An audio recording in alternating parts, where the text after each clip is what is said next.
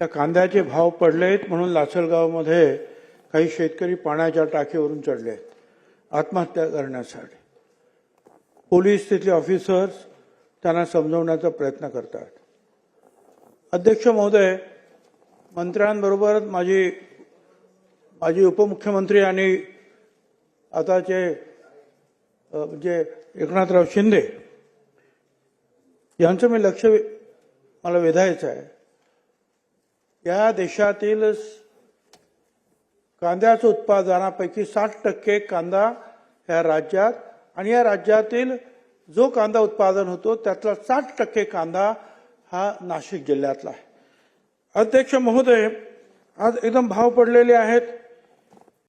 Comscore नुसार आता isakal.com आहे देशातील नंबर 1 ची मराठी न्यूज वेबसाईट. प्रत्येक अपडेटसाठी isakal.com ला नक्की भेट द्या. झालंय काय की खर्च वाढलेला आहे अध्यक्ष महोदय, आणि या खर्चामुळे जे आहे आज प्रति क्विंटल 1500 रुपये खर्च येतो आहे प्रति क्विंटल.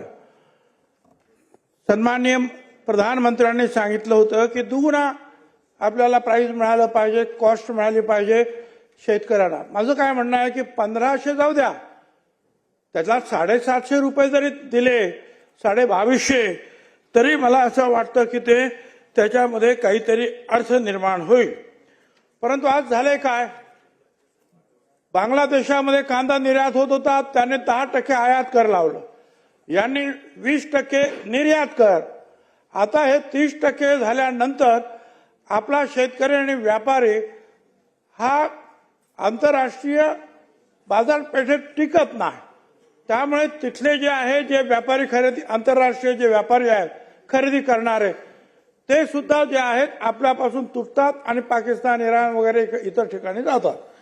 माझं आपल्याला सांगणं आहे एकनाथराव शिंदे आणि मंत्री महोदय दोघांना, आपण त्वरित जे आहे भारत सरकारला सांगितलं पाहिजे की तुमचं 20% निदान जो काही निर्यात मूल्य आहे ते ताबडतोब हटवण्याची गरज आहे आणि ते होऊ शकतंय. फक्त तुम्ही जाऊन त्यांना ते सांगितलं पाहिजे. अध्यक्ष महोदय, याच्यात काय करता येईल आपल्याला? अध्यक्ष महोदय, याच्यामध्ये आपल्याला हे करता येईल की हा नेहमी जो आहे उत्पन्न होणारा हा जो प्रश्न जो आहे त्याच्यामध्ये जर आपण कांद्याचा खर्च 1500 रुपये, 50% नफा, 2250 रुपये आधारभूत किंमत ठेवावी असं राज्य सरकार आपल्या भारत सरकारला सांगेल काय. दुसरं असं आहे की 3000 रुपये भावापर्यंत कुठलाही निर्बंध लावू नये. 3000 ते जर 4000 झाले तर मग एमईपी लागू करावी आणि 4 ते 5000 रुपये भाव गेल्यास मग एक्सपोर्ट ड्युटी तुम्ही लागू करा. 6000 रुपयाच्या वरती गेलं तर निर्यात बंदी करा. परंतु आता आज शेतकऱ्यांना खर्च सुद्धा मिळत नाहीये. अध्यक्ष महोदय, राज्य सरकार या बाबतीमध्ये केंद्र सरकारकडे त्वरित जाऊन हा कायमचा एक फॉर्म्युला आपण त्यांच्याकडून मान्य करून घेणार काय. 2250 रुपये आधार मूल्य किंमत त्याची ठरवली जाईल का कांद्याची, हा एक भाग. आणि त्याच्यानंतर जर कांद्याचा भाव वाढत गेला तर टप्प्याटप्प्यानं कशा रीतीनं त्याच्यावर आपल्याला टॅक्सेस लावता येतील हे सुद्धा मी सांगितलं. दुसरा आणखी एक प्रश्न आहे की कदाचित मंत्री महोदय सांगतील की नाफेड, आम्ही त्यांना नाफेडना उतरवतो आहोत आणि त्यांच्या मार्फत खरेदी करतो आहोत. अध्यक्ष महोदय, मी आपल्या निदर्शनात आणतोय तिथे जे काहीतरी शेतकरी काही कंपन्या वगैरे स्थापन करतात, हे नाफेडवाले जे त्या कंपन्यांना अधिकार देतात, गरीब शेतकऱ्याकडून जाऊन अतिशय खालच्या दर्जामध्ये ह्या कंपन्या तो कांदा विकत घेतात, आपल्याकडे स्टोअर करतात आणि नंतर भाव वाढल्यानंतर मात्र जे आहे तो बाहेर काढतात. त्याच्यामुळे शेतकरी तर मरतो आणि मधले जे काही काय असतील कदाचित राजकारणी असतील काय पुढारी असतील त्यांचं ते फावतं. म्हणून या नाफेडनं सुद्धा जे आहे 2250च्या खाली जो आहे तर त्याच्यावरतीच कांदा खरेदी केला पाहिजे किंवा त्याने मार्केटमध्ये उतरलं पाहिजे. अध्यक्ष महोदय, मी जे काही आपला प्रश्न निर्माण उभे केलेले आहेत हे सातत्यानं निर्माण होणारा हा प्रश्न आहे आणि म्हणून जे आता सूचना मी केलेल्या आहेत त्या घेऊन त्वरित राज्य सरकार भारत सरकारकडे जाईल आणि त्याच्यावर हा उपाय शोधेल. काय अध्यक्ष महोदय, ज्येष्ठ सदस्य माननीय भुजबळ साहेबांनी काही भूमिका मांडली. अध्यक्ष महोदय, आपल्याला माहिती आहे की शेतमालाचा जो आयात किंवा निर्यातचा निर्णय असतो हा केंद्र सरकारच्या माध्यमातून होतो. मागच्या काळामध्ये आपल्याकडे ही जी दोन भूमिका आहे, एकीकडे शेतकऱ्याच्या शेतीमालाला चांगला भाव मिळणं आणि दुसरीकडे आपला सामान्य माणूस सामान्य ग्राहकाला योग्य किमतीमध्ये ज्या काही मूलभूत गरजा आहे त्या पूर्ण होणं, या दोघांमधला बॅलन्स आपल्याला साधावा लागतो. अध्यक्ष महोदय, मागच्या काळामध्ये केंद्र सरकारने 40% ऑगस्ट 23 मध्ये 40% निर्यात मूल्य हे शुल्क हे कांद्यावर लावलं होतं. आपल्या राज्याच्या माध्यमातून आपल्याला माहिती आहे की या देशामध्ये 50 ते 60% कांदा हा आपल्या देशामधला हा आपल्या राज्यामध्ये पिकतो. आणि म्हणून राज्याचे तत्कालीन मुख्यमंत्री यांनी सातत्याने पाठपुरावा करून उपमुख्यमंत्र्यांनी सगळ्यांनीच आपल्या आपल्या स्तरावर पाठपुरावा करून मागच्या काळामध्ये तो 40%वरनं 20% आणण्याचं काम कोणी केलं असेल तर आपल्या महाराष्ट्र सरकारने केलं.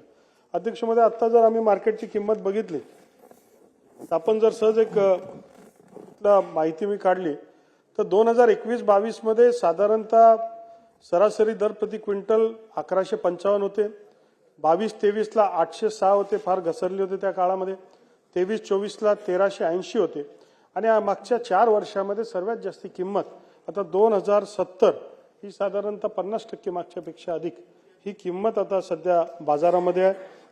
या मागच्या रब्बीमध्ये 5 लाख टन हा कांदा आपण प्राइस स्टेबिलायझेशन फंड मधनं नाफेडच्या माध्यमातून विकत घेतला होता आणि आपला अजूनही पाठपुरावा चालू आहे की 20% जो शुल्क आहे हा सुद्धा कसा रद्द व्हावा आणि आपल्या शेतकऱ्यांना भाव मिळावा. जे आहेत हे जे म्हणतात 2000 हे जे आहे सर्रास नाही आहेत. काही ठिकाणी जे क्वचित 2000 मिळतात, नाही तर 600, 700, 800, 900 रुपये भावाने जात आहेत. 1500 रुपये तर खर्च आहे क्विंटल मागे आणि तो त्याच्या खाली आता भाव 1500 रुपये क्विंटलला तुम्ही फायदा देणार की नाही? माझा खर्च झालेला एखाद्या वस्तूवर खर्च 1500 रुपये तर मला 2 पैसे तुम्ही फायदा देणार की नाही? म्हणून तो 2250चा मिनिमम असला पाहिजे. ती जी आहे ती आधारभूत किंमत ही कायमस्वरूपी ठरवली पाहिजे. तुम्ही जो म्हणता मला मान्य आहे की शहर आणि ग्रामीण याचा जो आहे आपल्याला समतोल साधायचा, म्हणून मी तुम्हाला एक गोष्ट दिलं की जो आहे 3000 रुपयेपर्यंत जे आहे तुम्ही निर्बंध लावू नका. त्याच्यावरती 3 ते 4 पर्यंत गेला तुम्ही एक्सपोर्ट प्राइस काय तो आहे मिनिमम तो लावा. 4000 ते 5000 ड्युटी लावा.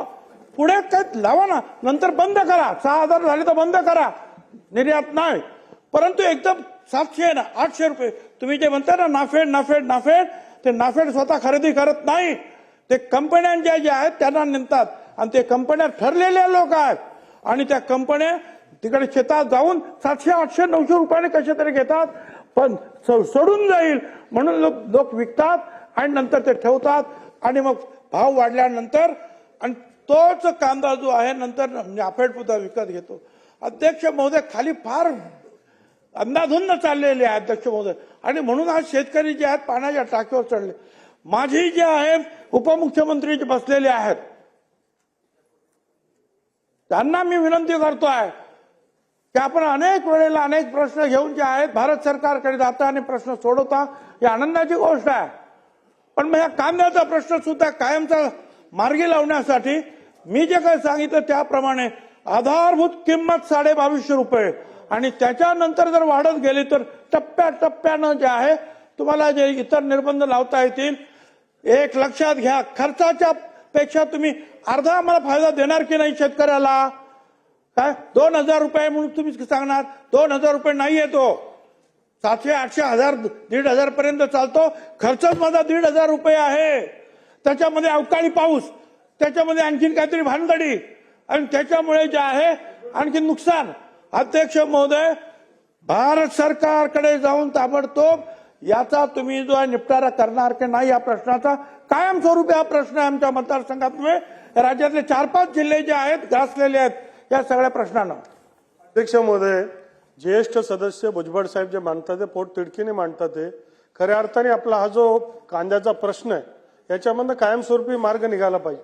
अध्यक्ष महोदय, मी मान्य भुजबळ साहेबांनी जी मागणी केली, आपण पुढच्या काळामध्ये लवकरात लवकर केंद्राकडे जाऊन आपले जे कांदे उत्पादक शेतकरी यांचे जे लोकप्रतिनिधी यायला तयार असतील यांना सगळ्यांना घेऊन पहिले आपल्या महाराष्ट्रामध्ये आपण एक त्याच्यामधला एक स्ट्रॅटेजी तयार करू, एक प्लॅन तयार करू आणि केंद्र सरकारकडे जाऊन आपल्याला कायमस्वरूपी याच्यामधनं मार्ग काढण्यासाठी एक बैठक घेऊन मार्ग काढण्यात येईल.